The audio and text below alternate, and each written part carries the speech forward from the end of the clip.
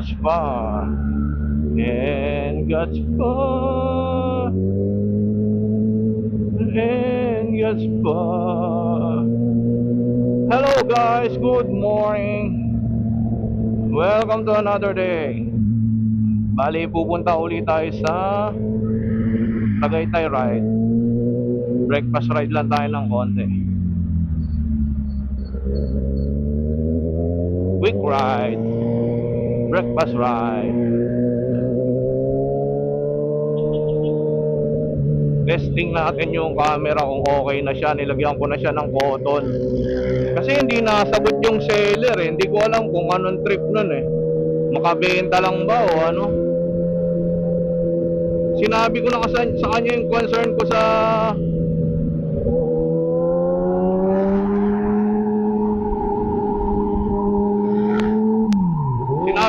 yung concern ko dito sa microphone, pero hindi siya nasagot eh. Hindi ko alam kung bakit eh.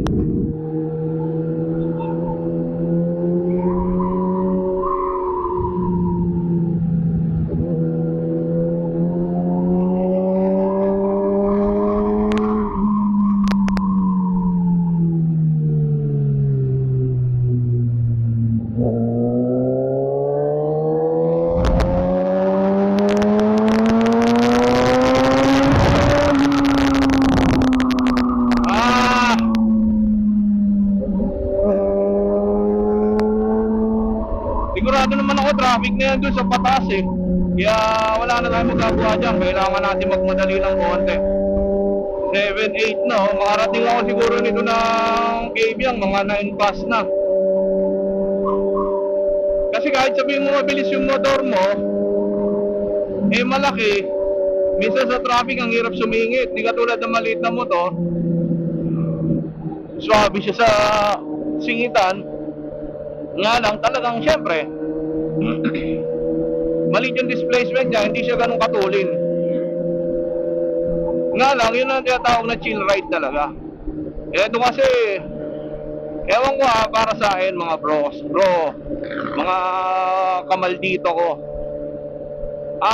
kung bibili kayo ng big bike, i-consider nyo lagi yung gastusin nyo, like maintenance and everything. Sa first 5,000 yan, okay pa yan. Pero pag yan naging ano na, nasobrahan ka na sa mga 5,000 plus, mga nasa 6,000 ka na, ay 7,000 to 10,000 plus. Yan yung mga highly maintenance talaga ng motor eh. FI cleaning, mga ganon, marami na yan. Nako puta, sabi nga sa'yo, medyo madugo na yung mga maintenance pagka ano, palit ng brake, palit ng spark plug, mga ganon. Mabigat yan yung mga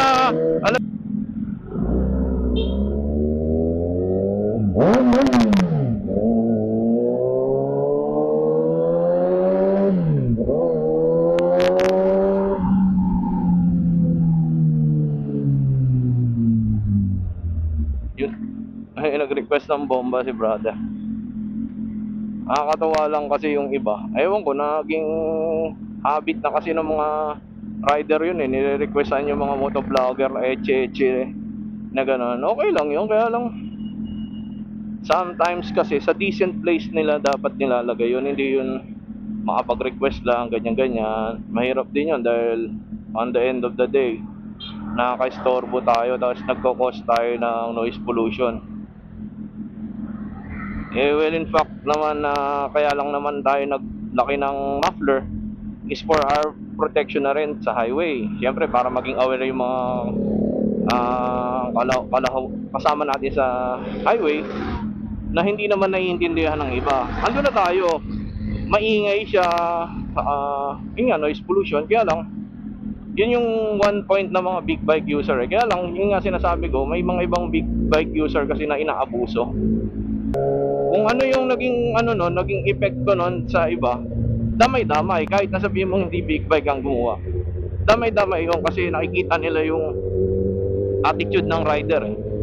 Doon nila binibase yung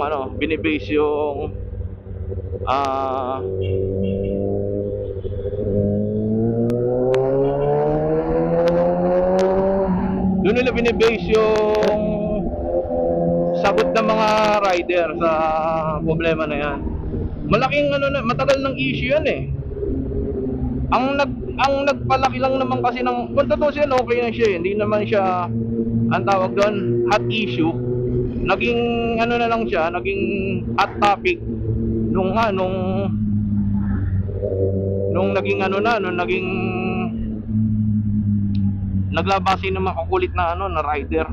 Yung mga walang kasiyahan sa mundo ba. Hindi ko alam kung anong trip nila sa mundo o ano. Pero yun na lang yung masasabi ko dun. Lumaki lang yung issue na to, yun, simula nun talaga.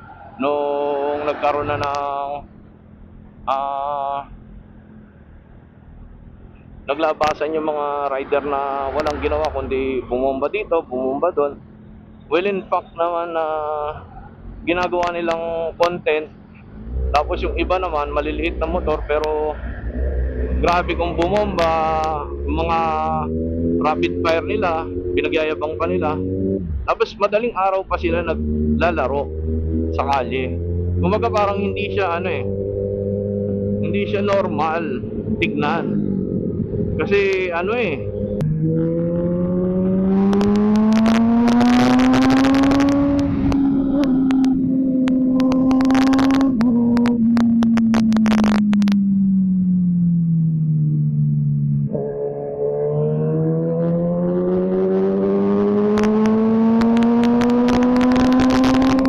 nagbuwakbak na tayo, wala na yung mga makukulit na mga naglalaro.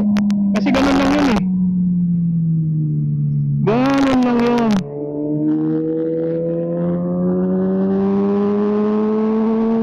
Ay, tangina, tumingin ka!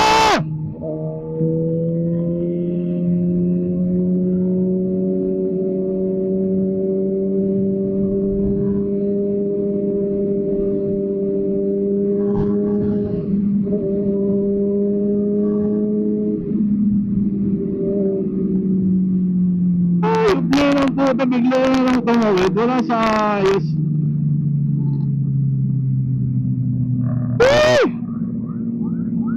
Minsan talaga nakakabuisit yung mga ganun eh.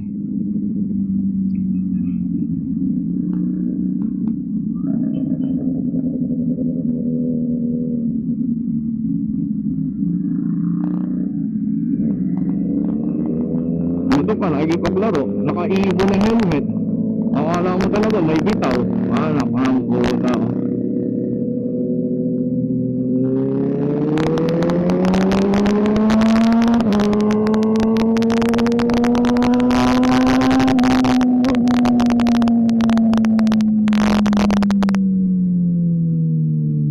Ay, hirap sa mga rider na to. Lagi na lang nakikipag-ulitan sa mga big bike. Akala mo naman talaga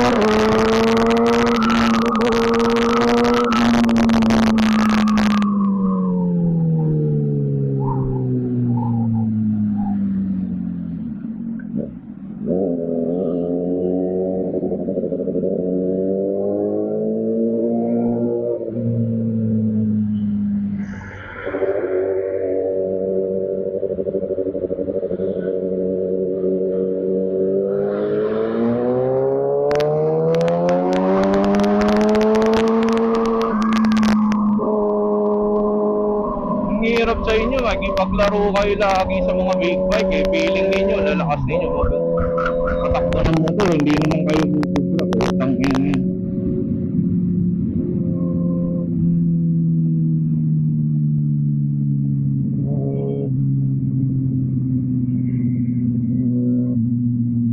Putang ina mo, saan ka ba talaga pupunta? Ayok ka.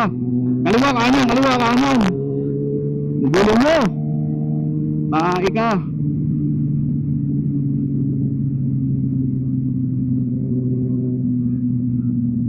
mo alam kung kakaliwa, kakanan, kakaliwa, kakanan.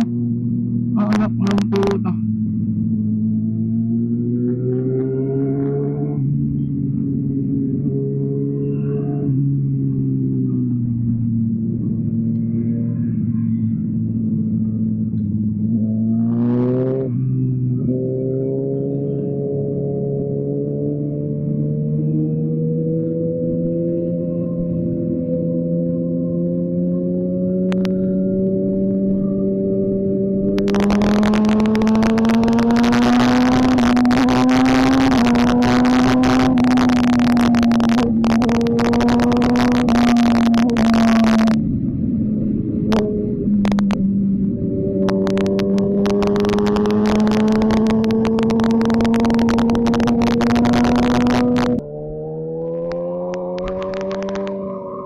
Ang daming biker papunta ng ewan kung saan pupunta yung mga inayupak na to.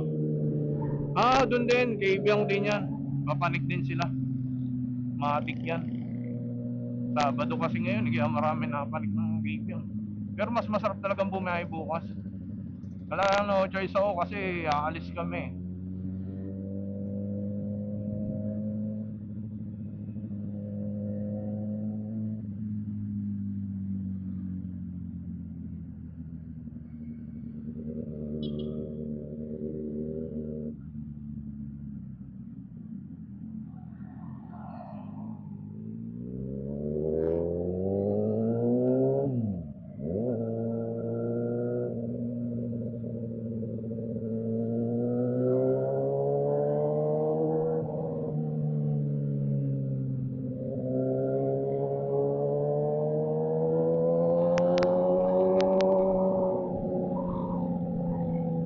Mamaya na ako maglalagay ng 360 pagka papanik na ako.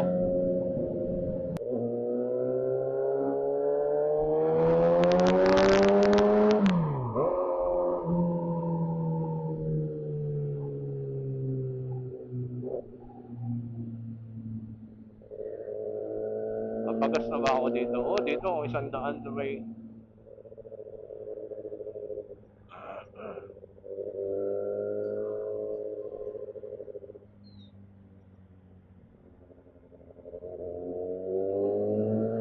Yan ang Maragondon.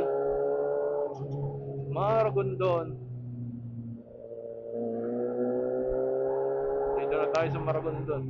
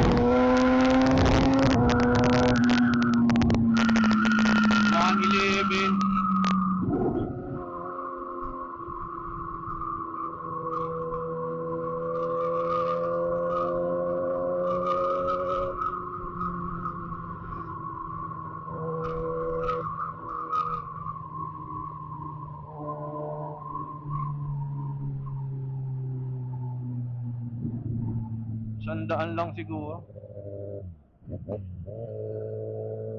Alas 8, alas 9, alas 10. Takto lang yan.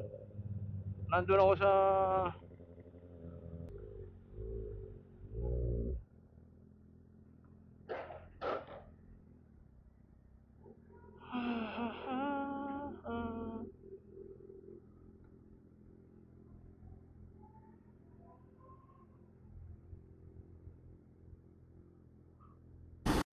Alright guys.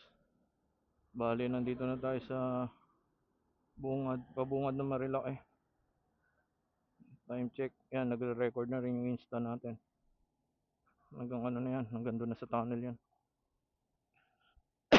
Let's go. Ang daming rider sa baba. Papanik na yan. Kala ko napatukan ako ng gulong.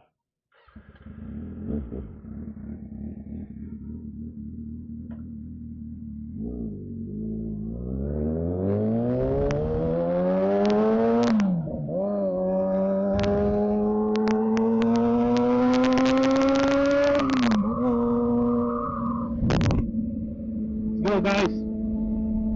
Tignan natin ngayon kung saan. Bali,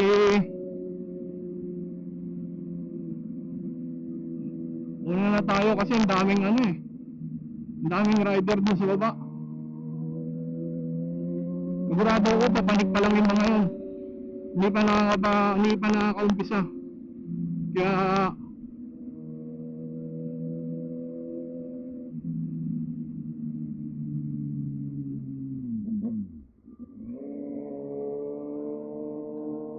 dami yan.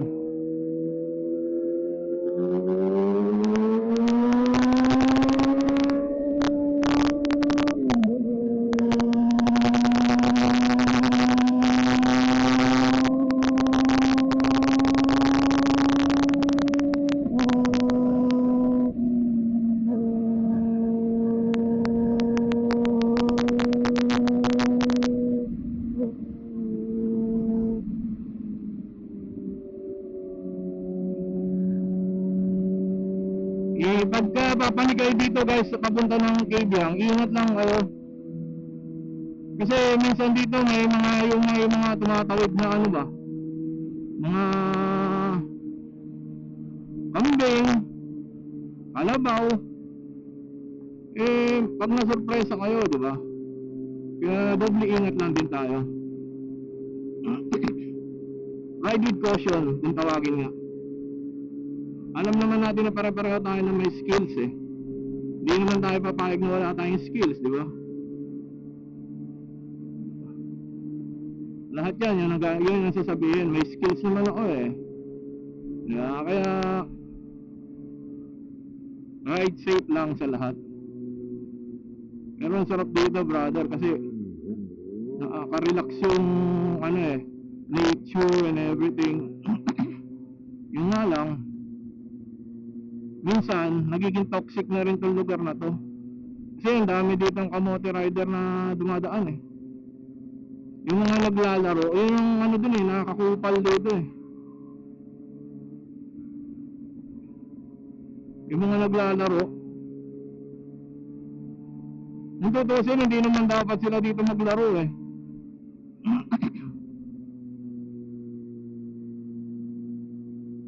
Pero marami pa rin talaga naglalaro dito eh.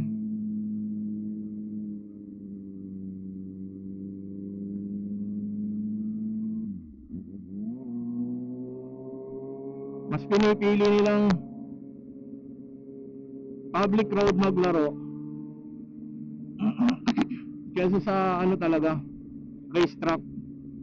Kasi ang nagiging dahilan nila minsan mostly wala daw silang budget. Well, racetrack is like gagastos ka ng 5k 5 to 8k kung small displacement ka. 5k na sabihin natin with everything in the entrance and everything. Kasi mas makakamura naman kayo kung marami kayo eh.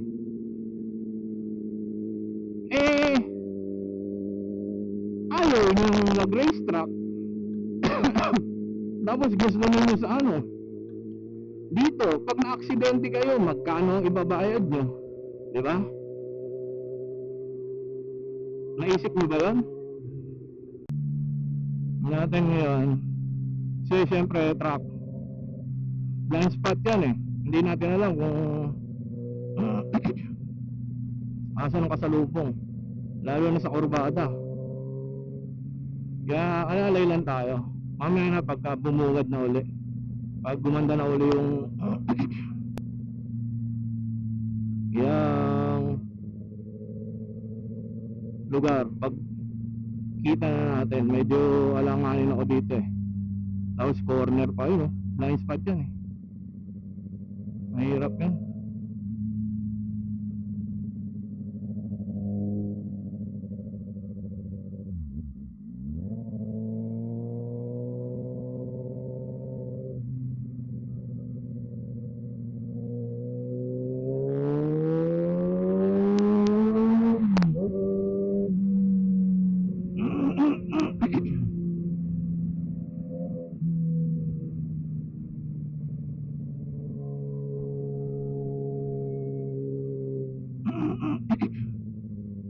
lang, marami ka lang makakasabay na yan, slow moving vehicle talaga na ganyan.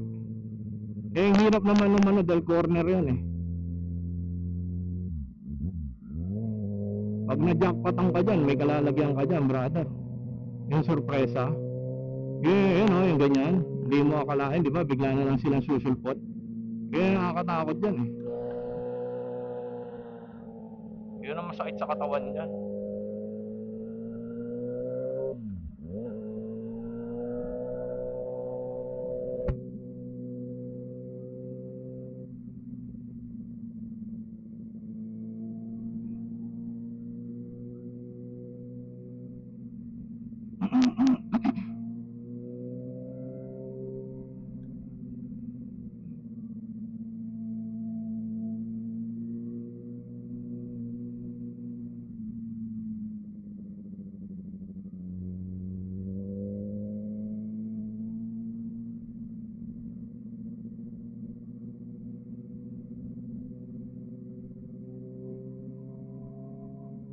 Mahirap dyan yung salubong eh.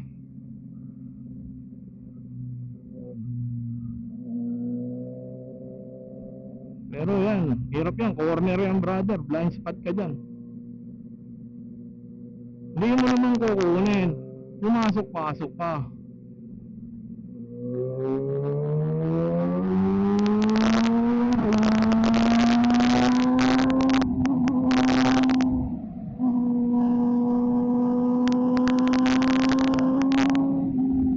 Ngayon sinasabi ko dun eh, pag hindi mo kukunin, wag mo harangan.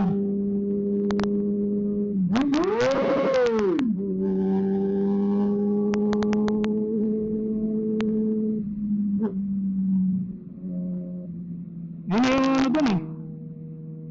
Ayun na, ang mga unggoy, naglabasa na naman.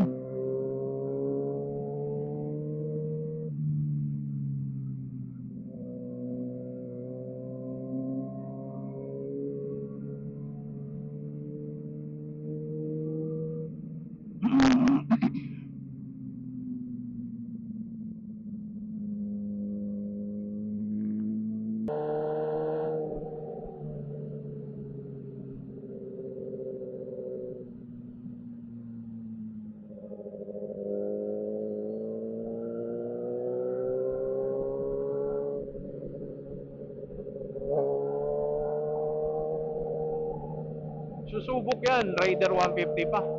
Alam na alam ko na yan eh. Hindi naman magpapatalo yung mga yan. Lagi na lang ganyan. Lagi na lang ganyan.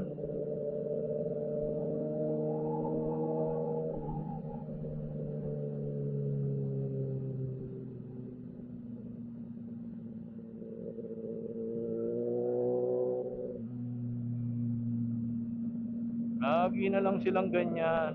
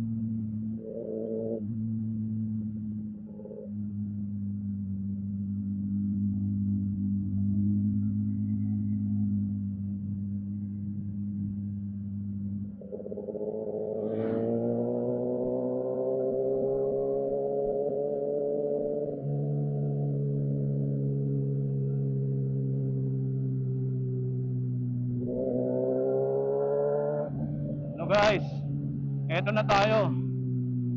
Ah, malapit na tayo sa tunnel. Mga 500 meters, mga ganun.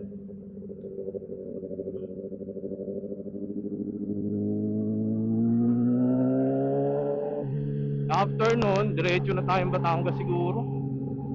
Oo, pwede na yun. Tapos mamaya pag uwi, baka expressway na lang ako.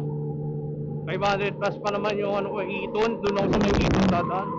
Sa may likod. Oo, doon na lang ako dadaan ba. Kesa bumalik ako dito, gastos ng gasolina dito, tapos traffic pa mamaya. Mahirap na. Doon na tayo sa normal. Expressway na.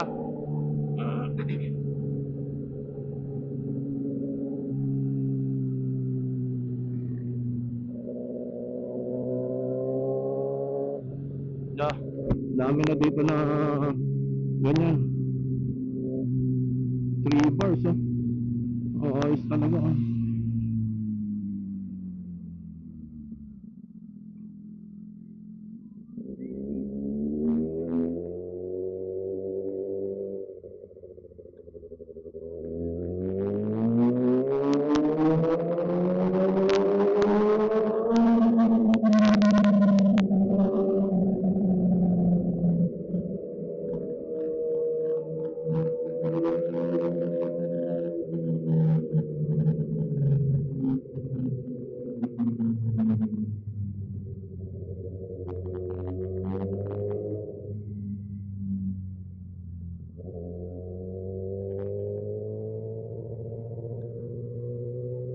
Two bars. Lapit mo.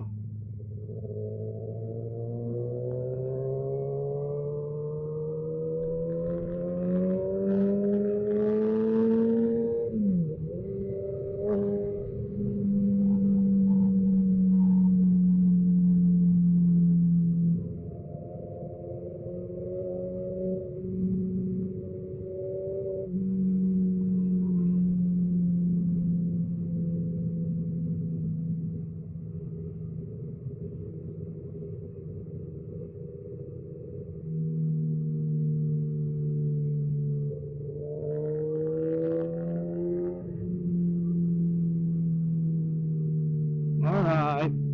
Lagpas na tayo ng tunnel, guys. Bababa na tayo ng Batangas. 3 bars.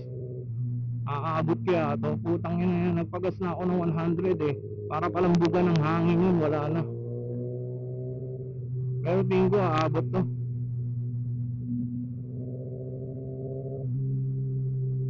Sana. Woo! Pag nagkataon tulak, ang putang ina.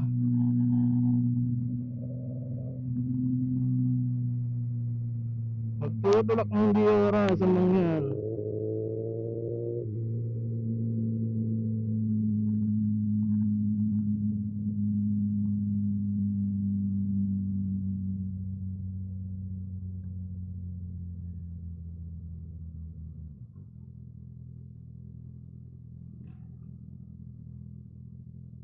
Dito maraming beach dito, guys, oh. Kung gusto niyo pumunta rito minsan sa Cabiang.